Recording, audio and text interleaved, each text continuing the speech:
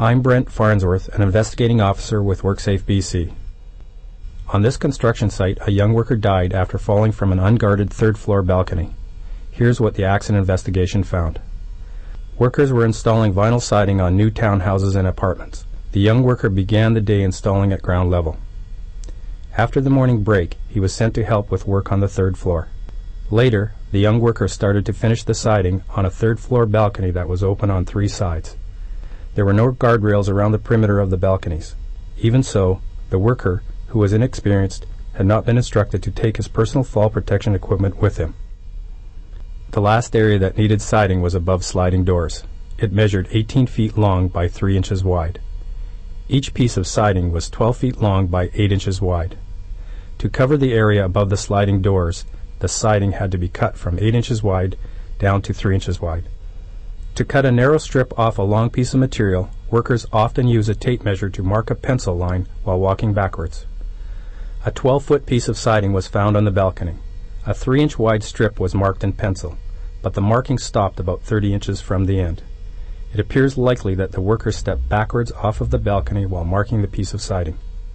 The young worker was found on the ground beneath the end of the balcony. He had fallen 18.5 feet. Let's look at how this deadly fall could have been prevented. A written fall protection plan is required if work is done from an area where workers are not protected by permanent guardrails and where a fall of 25 feet or more may occur.